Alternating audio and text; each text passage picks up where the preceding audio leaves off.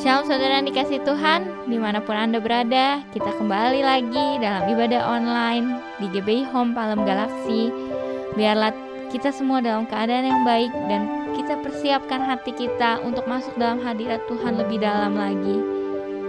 Saya percaya Tuhan memberikan anugerah yang begitu besar kepada kita sehingga kita diberi kesempatan untuk datang ke hadirat Tuhan. Haleluya. Mari kita siapkan hati kita. Kita mau masuk hadirat Tuhan dan kita bersatu hati dalam doa. Tuhan, terima kasih Tuhan, Engkau Bapa yang baik bagi kami Tuhan. Saat ini kami datang ke hadirat-Mu Tuhan. Biarlah kami membawakan hati kami, pikiran kami, perasaan kami untuk masuk dalam hadirat-Mu Tuhan. Bertatalah atas setiap puji-pujian dan penyembahan kami. Hanya dalam nama Tuhan Yesus Kristus. Haleluya. Mari kita naikkan pujian ini.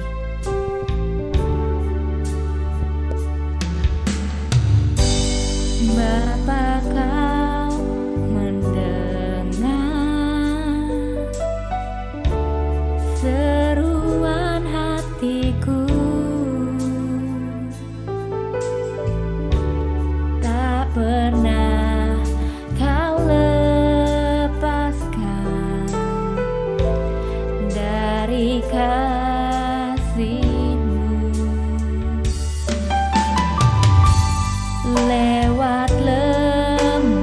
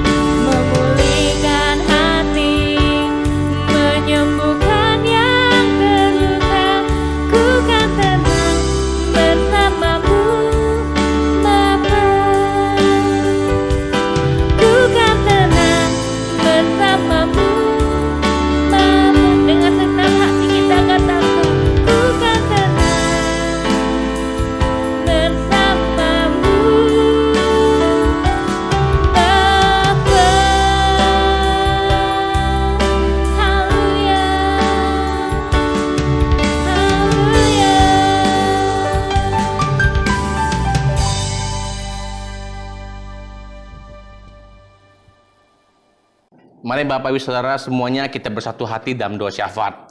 Horabada syandakara labara labara labara labara. Bapa dalam surga, kami berterima kasih Tuhan buat segala penyertaan-Mu dan lawatan-Mu Tuhan. Kami sehati Tuhan berdoa buat gembala pembina kami, Pendeta Insinyur Niko dan keluarga. Berikan kesehatan dan kekuatan-Mu serta pengurapan-Mu yang lebih lagi Tuhan. Dan juga keempat wakilnya berikan kesehatan. Kami berdoa juga untuk ketua rayon dan cabang khusus. Kiranya kesehatan, kekuatan dan tuntunan-Mu Tuhan selalu menyertai Tuhan. Kami juga menyerahkan khususnya Gembala CK2 Tuhan, Ibu Pendeta Lydia beserta wakil-wakilnya, beserta semua gembala dan jemaat di CK2. Kiranya Engkau senantiasa mengurapi dan memakai dengan luar biasa Tuhan. Kami berdoa juga Tuhan untuk gembala kami, Bapak Pendeta Immanuel Stopo dan beserta keluarga besar. Tuhan pakai menjadi teladan dan berkat buat kami serta banyak orang. Kami berdoa juga buat wakil gembala kami Tuhan Yesus, Bapak Wisnu dan istri beserta keluarga besar Tuhan. Engkau lindungi juga, Engkau Tuhan berkati Tuhan. Kami berdoa untuk bangsa dan negara Indonesia. Kami nyatakan damailah Indonesiaku, virus corona diamlah dan tenanglah, ekonomi bangkit. Berdoa buat khususnya presiden kami Tuhan. Kiranya Tuhan berikan hikmat dan pengetahuan dari Bapa untuk dapat memimpin bangsa ini dengan bijaksana.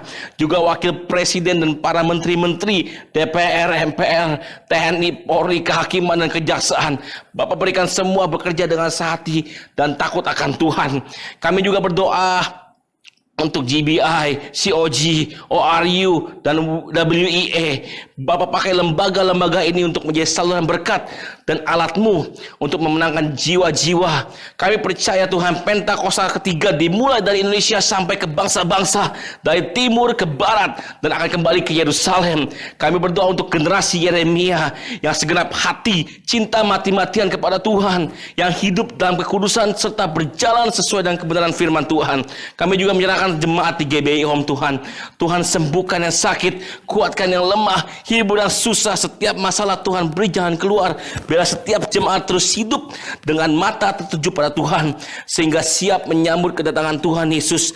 Maranatha, datanglah Tuhan, dalam nama Tuhan Yesus. Haleluya, amin.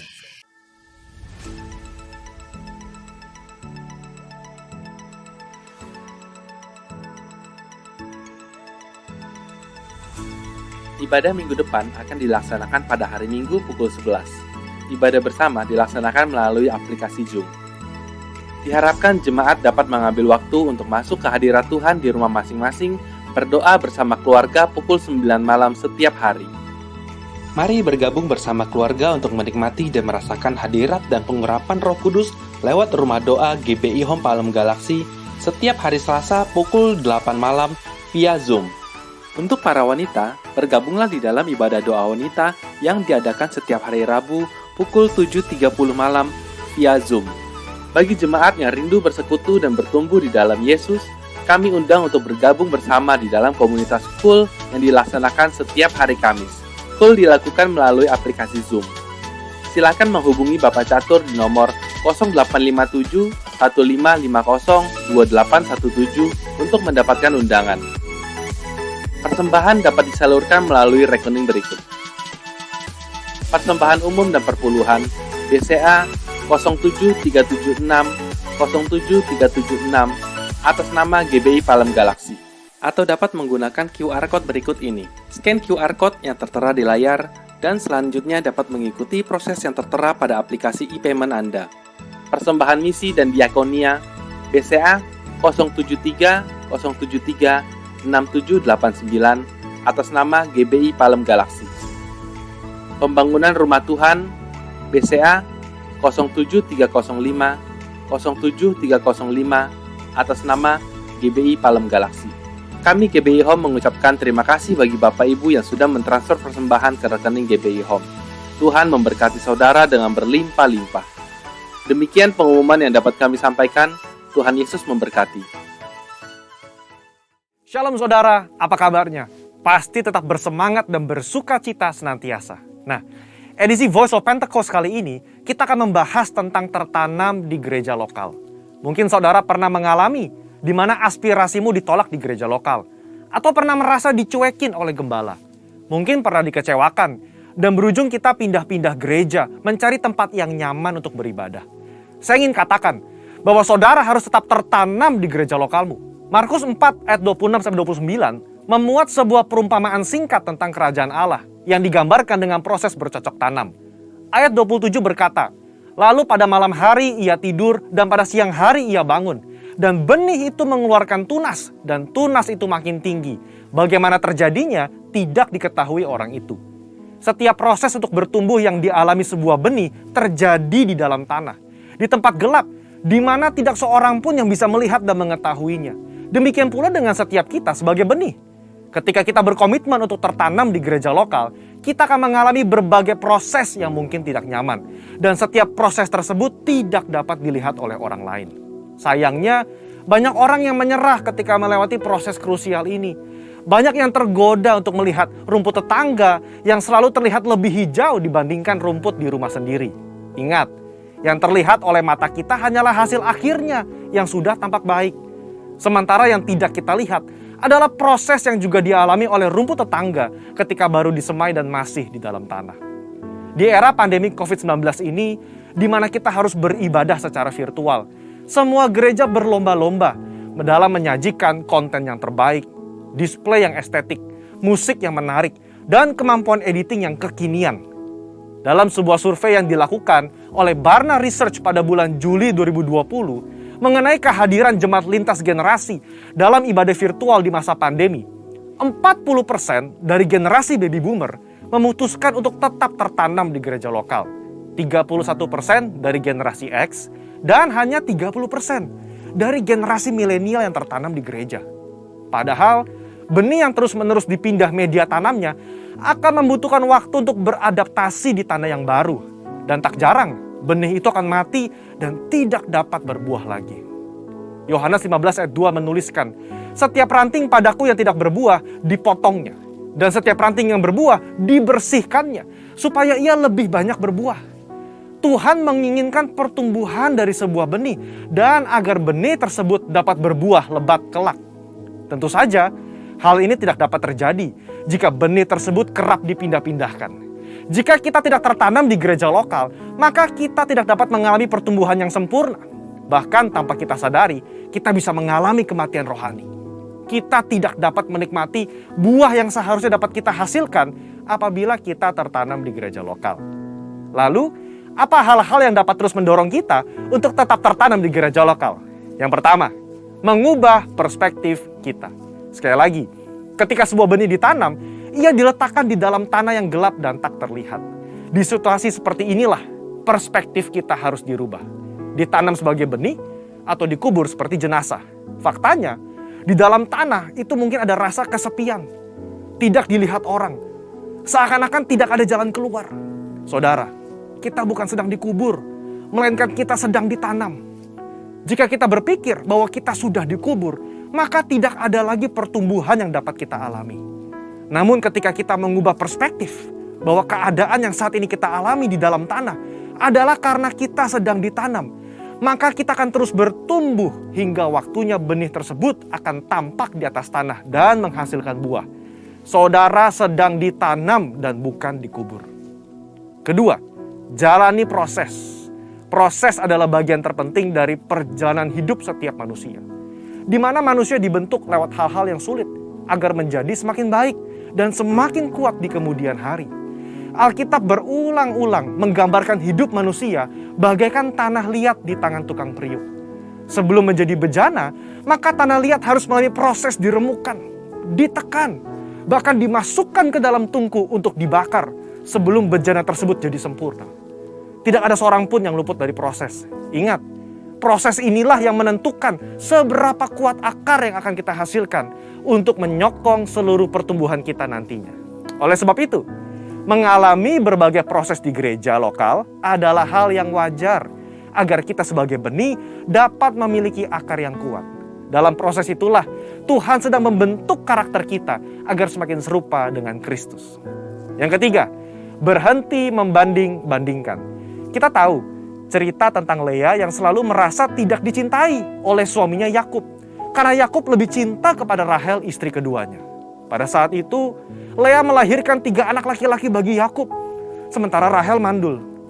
Lea yang terus-menerus membandingkan cinta dari Yakub kepada Rahel merasa sedih, tertekan, kesepian, sampai ia mencurahkan perasaannya lewat arti nama yang diberikan ketiga anaknya.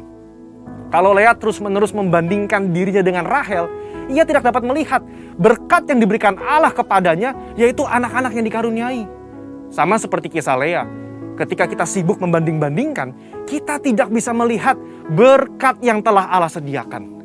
Dalam konteks ini, ketika kita terus membanding-bandingkan gereja lokal kita, pemimpin kita, rekan sepelayanan kita dengan gereja orang lain, kita tidak dapat melihat berkat dan tujuan yang telah Allah tetapkan ketika ia menempatkan kita di gereja lokal kita saat ini. Keputusan yang paling tepat bagi sebuah benih adalah untuk tetap tertanam di mana ia ditempatkan. Sebagai benih yang ditanam di gereja lokal, mari ubah perspektif kita bahwa kita sedang ditanam dan bukan dikubur. Jalani proses dengan ucapan syukur dan berhenti membanding-bandingkan. Maka pada waktunya kita akan bertumbuh dan berbuah lebat, sehingga buah tersebut dapat kita nikmati dan juga dinikmati oleh orang lain. Untuk penjelasan lebih lengkapnya dari tim teologi kami, silakan buka link yang ada di atas atau scan QR Code yang tersedia. Salam integritas, Tuhan Yesus memberkati. Puji nama Tuhan. Mari kita naikkan pujian lebih dahsyat lagi buat Tuhan. Mari kita bangkit berdiri dimanapun kita berada. Kita sorakan lebih dahsyat lagi buat Tuhan.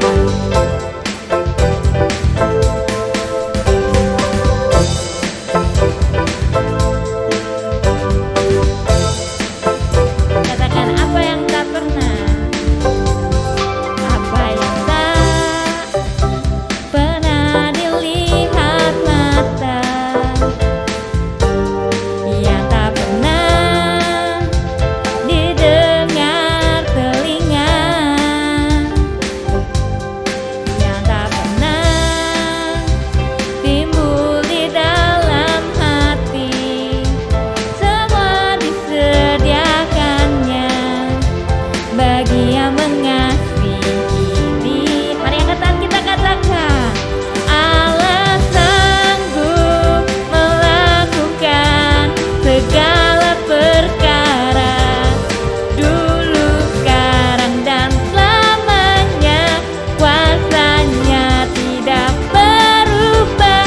Allah sanggup melakukan segala perkara, dulu, sekarang, dan selamanya.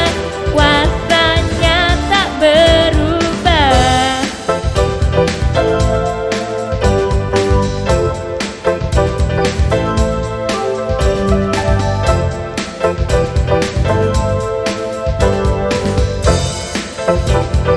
Kita katakan sama-sama.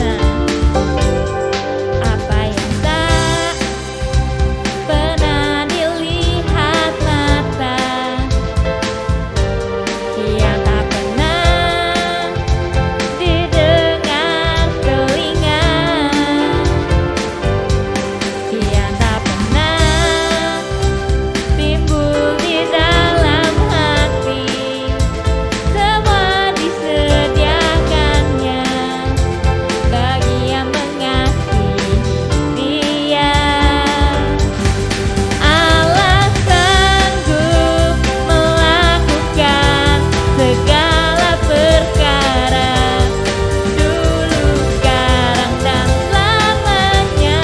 Kuasanya tidak berubah. Allah sanggup melakukan segala perkara, dulu, sekarang, dan selamanya. Kuasanya tak berubah. Dulu, sekarang, dan selamanya. Dulu, sekarang, dan selamanya. Dulu, sekarang, dan selamanya. Kuasanya tak berubah.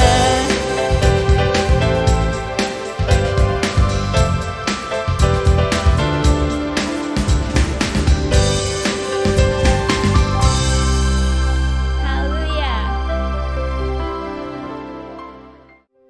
Puji nama Tuhan. Kita akan masuki firman Tuhan. Mari kita siapkan hati kita untuk mendengar firman Tuhan. Mari kita bersatu hati dalam doa. Tuhan, terima kasih Tuhan untuk kesempatan yang Kau berikan pada kami Tuhan.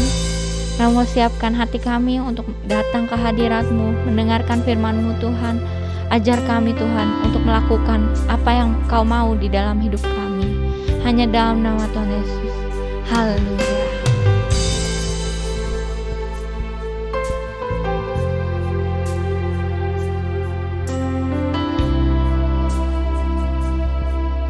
Mari kita naikkan pujian ini.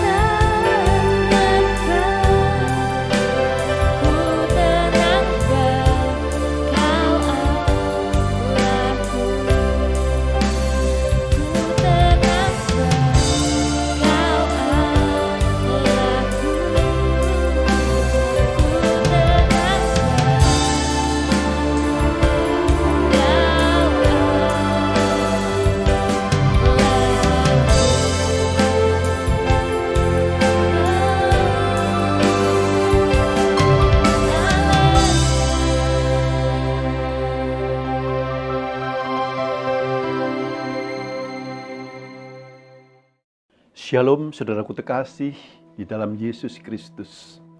Puji Tuhan, kita masih berkesempatan beribadah, bersekutu, memuji dan menyembah Tuhan, dan kita belajar akan firman Tuhan, dan Tuhan sendiri hadir di tengah-tengah kita. Saudara, percayakah ada Roh Kudus saat ini di tengah-tengah kita, saudara? Firman Tuhan katakan, sebab di mana 2 atau 3 orang berkumpul di dalam namaku, di situ aku ada di tengah-tengah mereka. Sejak tahun 2020 kita telah memasuki era masa dimensi baru yang berlaku bagi seluruh penduduk muka bumi ini, saudara. Tanpa terkecuali, baik di negara maju, negara berkembang, negara miskin, semua sama, saudara. Gembala pembina kita diberikan visi Tuhan di akhir tahun 2019 bahwa tahun 2020 adalah tahun dimensi baru. Ketika itu pada awalnya tidak ada yang memahami apa maksudnya. Termasuk Bapak Gembala pembina sendiri. Itulah tuntunan Tuhan. Dan akhirnya kita tahu dan mengerti adanya pandemi COVID-19 yang memaksa seluruh penduduk bumi di dalam dimensi yang baru dalam semua aspek kehidupan. Dalam banyak hal orang harus berpola pikir baru, cara yang baru, sistem yang baru. Semuanya menjadi berubah dalam waktu yang bersamaan di seluruh dunia ini. Akibat pandemi COVID-19, jutaan orang meninggal. Semua penduduk bumi menyaksikan. Ada saudara, ada kawan, kerabat, bahkan keluarga kita yang sakit tiba-tiba dan meninggal. Di Indonesia terjadi mulai bulan Maret 2019, kita semua menyaksikan hal ini. Orang kalau keluar rumah harus diberangus, saudara, harus memakai masker. Kalau dulu setahu saya cuma anjing galak saja yang diberangus supaya nggak gigit, saudara. Tapi sekarang kita kalau keluar rumah wajib menggunakan masker agar tidak tertular COVID, saudaraku. Orang harus menghindari kerumunan massa. Kalau sebelumnya orang senang bergabung dalam kumpulan massa dalam skala besar, sekarang tidak lagi, saudaraku. Beribadah di gedung yang besar, kita bangga menjadi bagian ada di sana. Mal-mal berdiri dengan skala besar. Mal-mal besar sekarang menjadi kosong. Mau masuk mal saja, saudara, harus lebih dahulu memiliki aplikasi Peduli Lindungi. Orang gaptek seperti saya masukkan aplikasi saja sulit. Nggak bisa masuk, saudaraku. Ya, puji Tuhan, nggak usah masuk mal lah. Bahkan sekolah-sekolah, perkuliahan, tempat-tempat kerja, wisata yang terkenal biasanya dikunjungi oleh ribuan orang harus tutup kalau tidak mau terpapar COVID. Dalam hal berbisnis, sekarang harus menggunakan sistem online. Semua aspek kehidupan berubah dengan pola dimensi yang baru. Akhirnya kita menjadi tahu apa yang dimaksud dengan dimensi baru itu. Tuhan selalu memberitahu kepada hamba-hambanya apa yang hendak Tuhan lakukan. Siang hari ini kita belajar firman Tuhan dari kitab Matius 16, 1 sampai dengan 4. Demikian firman Tuhan. Judul perikopnya, orang Farisi dan Saduki meminta tanda. Kemudian datanglah orang-orang Farisi dan Saduki hendak mencobai Yesus. Mereka meminta supaya ia memperlihatkan suatu tanda dari surga kepada mereka. Tetapi jawab Yesus, pada petang hari karena langit merah, kamu berkata hari akan cerah. Dan pada pagi hari karena langit merah dan redup, kamu berkata hari buruk. Rupa langit kamu tahu membedakannya, tetapi tanda-tanda zaman tidak. Angkatan yang jahat dan tidak setia ini menuntut suatu tanda, tetapi kepada mereka tidak akan diberikan tanda selain tanda Nabi Yunus. Lalu Yesus meninggalkan mereka dan pergi. Tuhan Yesus menegur orang Farisi dan Saduki yang bisa membaca tanda di langit tapi tidak bisa membaca tanda-tanda zaman.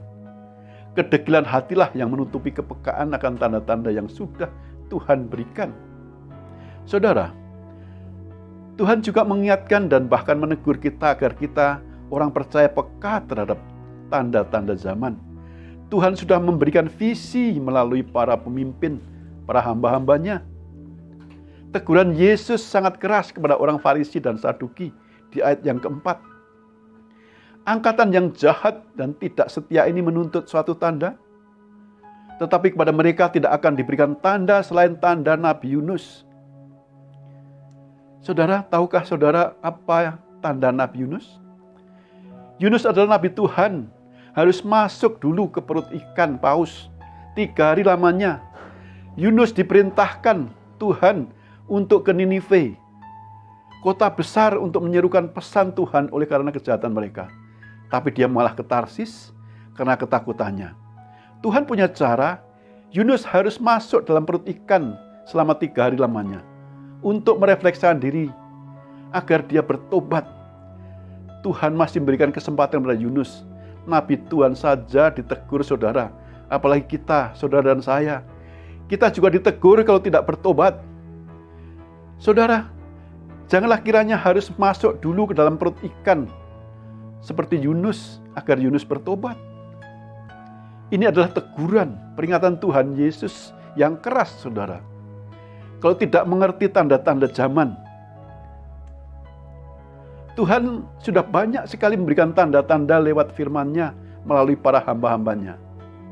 Tuhan memberikan perumpamaan tentang 5 gadis bodoh dan 5 gadis bijaksana. Hendaklah saudara dan saya seperti 5 gadis bijaksana yang apinya terus menyala dan minyaknya cukup tersedia. Ada Spirit Tuhan dan penyembahan yang terus memiliki urapan Roh Kudus, hidup kudus dan terus berjalan di dalam firman Tuhan. Dari dulu kala, Tuhan selalu memberitahu hamba-hambanya tentang apa yang hendak Tuhan lakukan. Di dalam Amos 3 ayat 7 mengatakan, sungguh Tuhan Allah tidak berbuat sesuatu tanpa menyatakan keputusannya kepada hamba-hambanya. Dan di dalam kitab Kejadian 18 ayat 17 katakan, apakah aku akan menyembunyikan kepada Abraham apa yang hendak aku lakukan ini?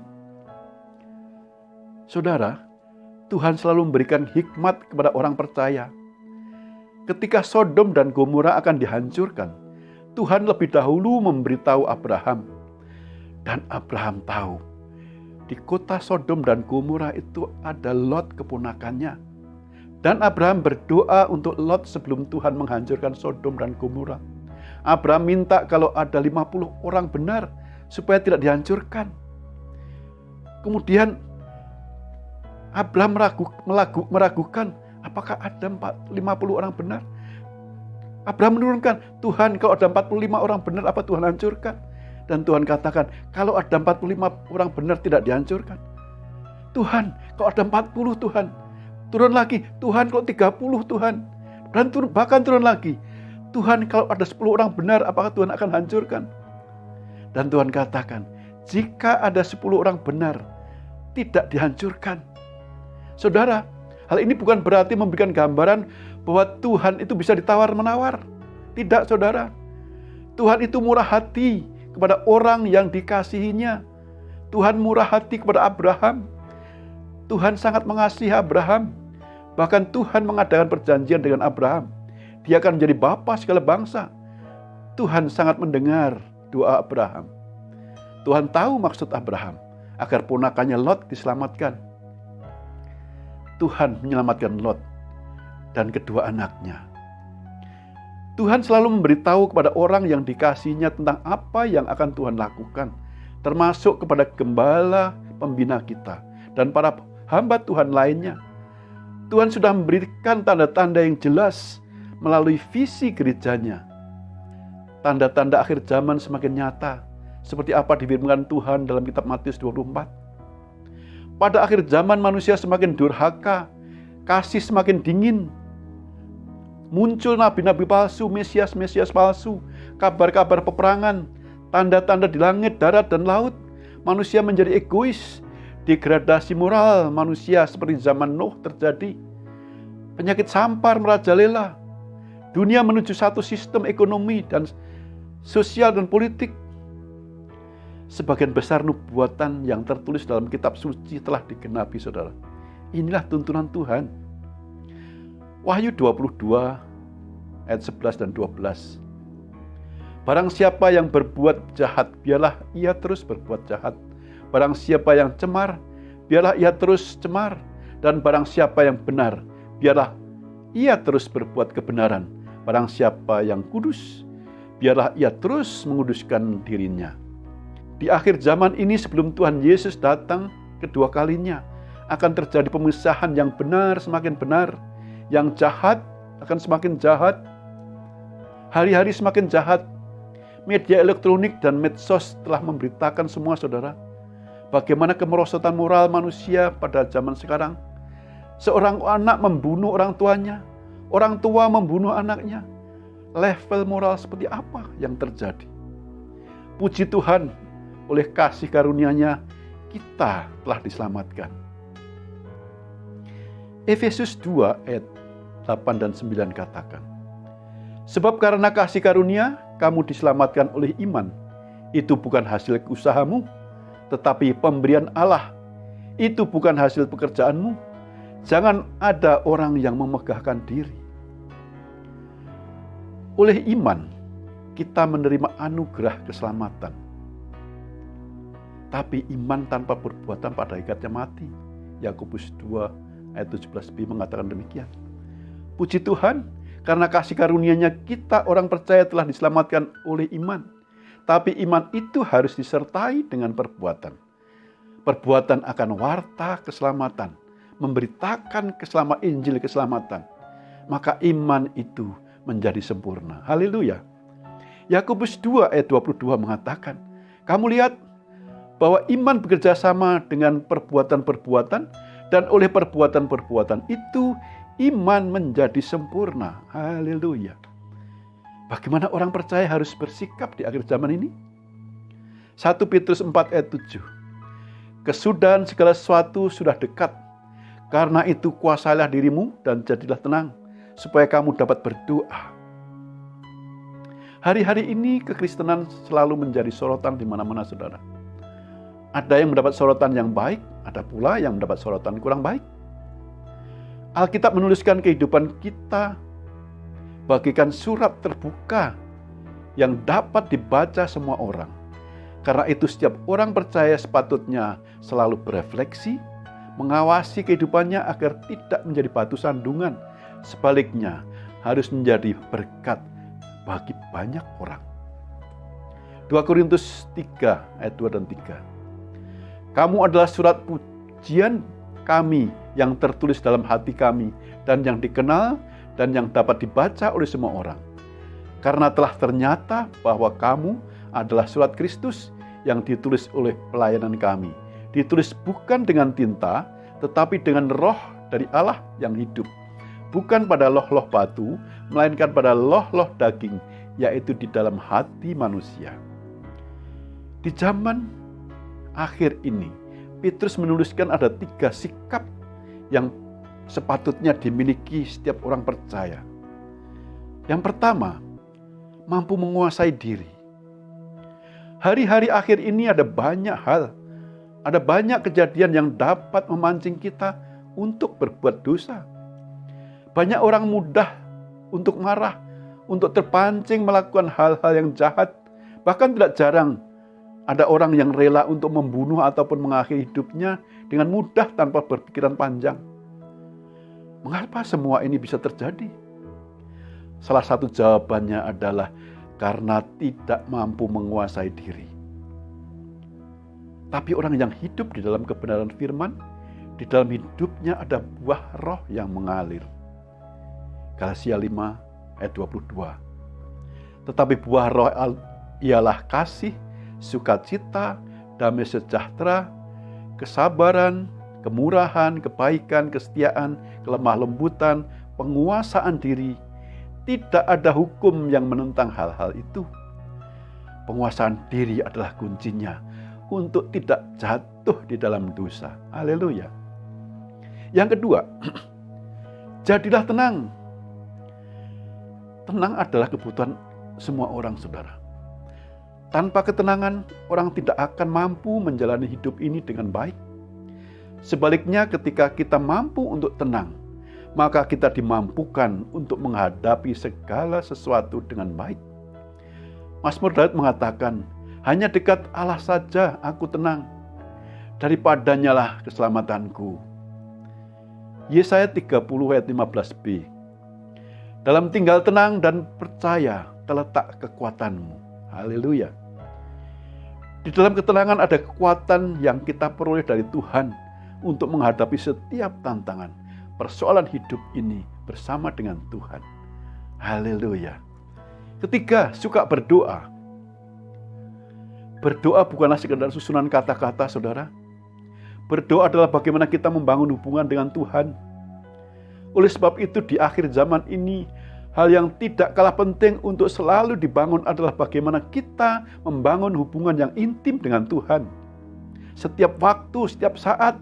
Sebab kita tidak tahu kapan akhir zaman itu akan tiba. Jika kita ada di dalam Tuhan dan Tuhan di dalam kita, maka akhir zaman bukanlah hal yang menakutkan. Justru mendatangkan sukacita yang luar biasa sebab Tuhan Yesus sendiri yang datang menjemput semua orang yang percaya yang dikasihinya. Amin. Saudara, sejak Desember 2020, Tuhan juga memberikan visi kepada gembala pembina kita. Tahun 2021 sebagai tahun integritas.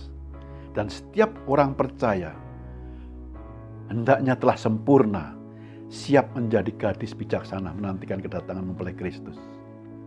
Roma 12 ayat 2. Janganlah kamu menjadi serupa dengan dunia ini, tetapi berubahlah oleh pembaruan budimu, sehingga kamu dapat membedakan manakah kehendak Allah, apa yang baik, yang berkenan kepada Allah, dan yang sempurna. Hendaklah saudara dan saya sudah disempurnakan oleh Roh Kudus dalam pembaharuan budi menjadi baik, berkenan kepada Allah, dan menjadi sempurna, yang siap menyambut kedatangan Tuhan Yesus yang kedua kali. Haleluya. Tuhan Yesus memberkati. Mari bersama-sama perkatakan iman dalam Mazmur 91. Dalam lindungan Allah. Orang yang duduk dalam lindungan yang maha tinggi dan bermalam dalam naungan yang maha kuasa akan berkata kepada Tuhan, tempat pelindunganku dan kubu pertahananku, Allahku yang kupercayai. Sungguh Tuhanlah yang akan melepaskan aku dari jerat penangkap burung, dari penyakit sampar yang busuk. Dengan kepaknya Tuhan akan melindungi aku, di bawah sayapnya aku akan berlindung. Kesetiaannya ialah perisai dan pagar tembok. Aku tak usah takut terhadap kedahsyatan malam, terhadap panah yang terbang di waktu siang, terhadap penyakit sampar yang berjalan di dalam gelap, terhadap penyakit menular yang mengamuk di waktu petang. Walau 1.000 orang rebah di sisiku dan 10.000 di sebelah kananku, tetapi itu tidak akan menimpa aku. Aku hanya menontonnya dengan mataku sendiri dan melihat pembalasan terhadap orang-orang fasik. Sebab Tuhan ialah tempat perlindunganku, yang maha tinggi telah kubuat tempat perteduhanku. Malapetaka tidak akan menimpa aku, dan tulah tidak akan mendekat kepada kemahku. Sebab malaikat-malaikatnya akan diperintahkannya kepadaku untuk menjaga aku di segala jalanku.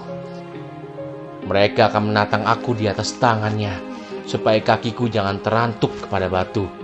Singa dan ular tedung akan kulangkahi. Aku akan menginjak anak singa dan ular naga. Sungguh hatiku melekat kepada Tuhan, maka Tuhan akan meluputkan aku. Tuhan akan membentengi aku, sebab aku mengenal namanya. Bila aku berseru kepada Tuhan, Tuhan akan menjawab aku. Tuhan akan menyertai aku dalam kesesakan.